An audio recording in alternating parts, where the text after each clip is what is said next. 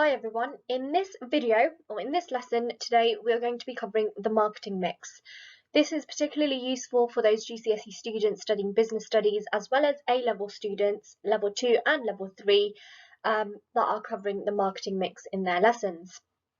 Now remember, with the marketing mix you can apply it to whichever company you like as long as you're tailoring each of the 4 or 7 P's to the company.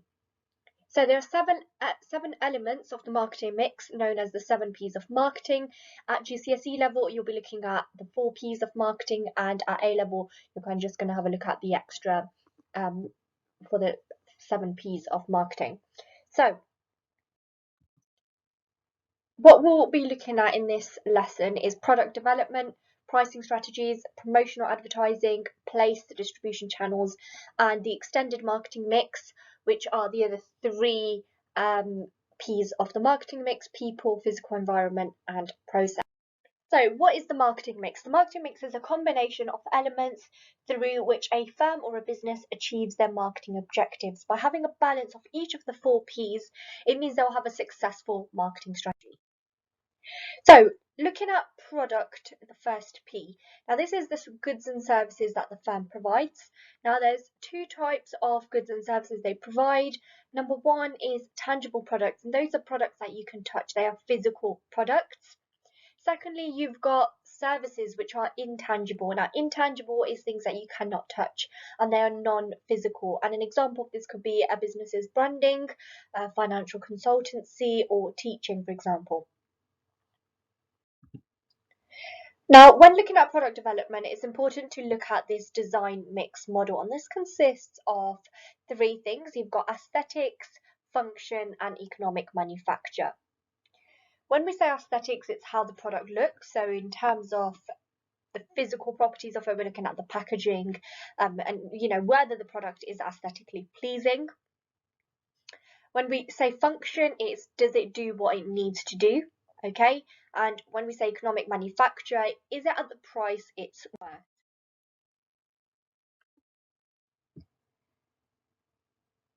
So moving on, we've got a few activities here, so if you do want to pause the video and have a go at them. So when looking at packaging, this is the way a good is wrapped. It is really important the branding, the slogan, the logo of the product is concise and it's effective in order to attract consumers. When we say packaging, we're looking at product descriptions, how you're portraying the image, the marketing message, and the promotional offers that are involved as well. And you need to make sure that your packaging is governed by legislation.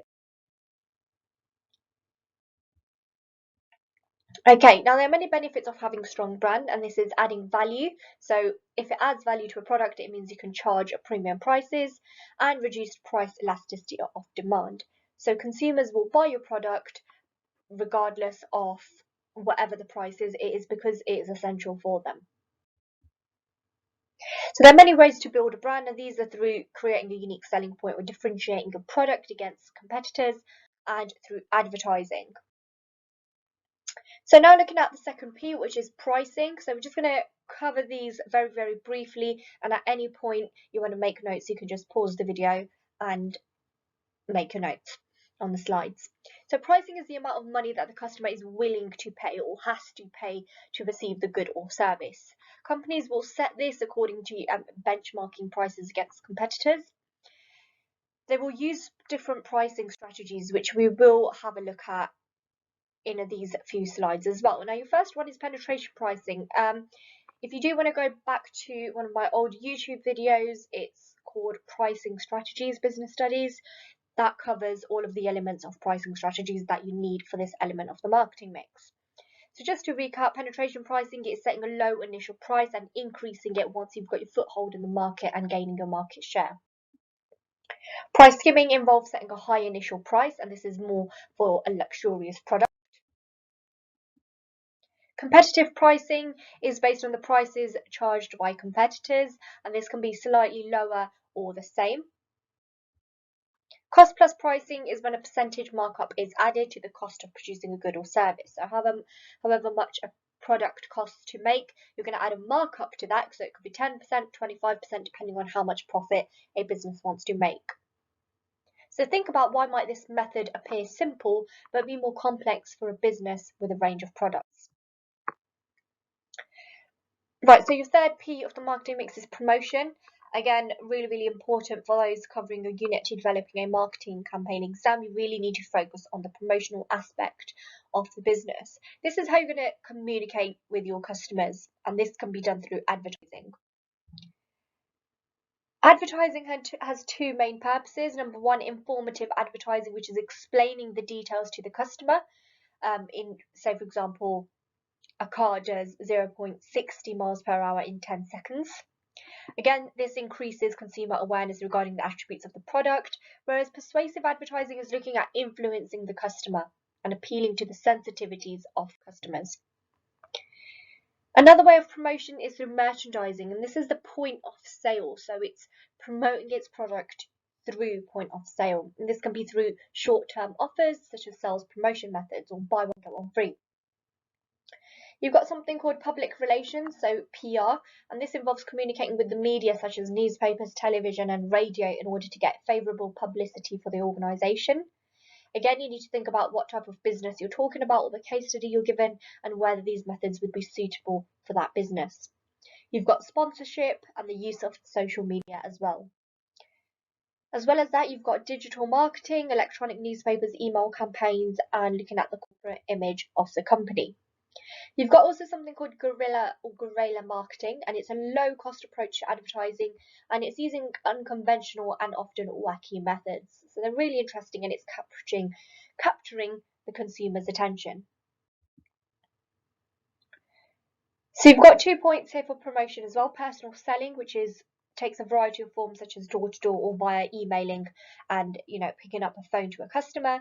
We've got something called product placement, which is usually on, like, say for example Netflix. It usually says at the top, this film contains product placement, and this is where the film or the TV show will advertise the business. Okay, your next P of the marketing mix is place, and this is to do with the physical location. So thinking about the factors affecting location. So if the business is based in London, what factors will affect them? Is it the transport links around London? Is it where consumers and staff are based? Is it a tourist attraction? Here you need to think about the different distribution channels, so short-term and long distribution channels. So through which intermediary channels, through the producer, wholesaler, retail, that the product is sent to the customer. So again, here it highlights the different types of distribution channels. You can pause the video and make a few notes on these. Now, just to cover quickly the extended marketing mix: people, process and physical environment. People are the employees involved in dealing with customers. Process is the steps a customer goes through to actually complete a transaction, and the physical environment is everything literally to do with the physical environment, such as the design and features of the actual place. So on these few slides, we've explained people a bit more, as well as the physical environment and process. So here's a bit of a task for you. So to what extent is the physical environment more important than people or process at McDonald's? And if you can, rank all 7P's in order of importance for McDonald's. So in this short video, we've covered all of the 7P's of the marketing mix very briefly. So again, if you have any questions on each of the 7P's and you want them in more detail, or if you would like me to go through some exam questions, pop a comment in the comments box below and I'll get back to you with that. Thank you for watching.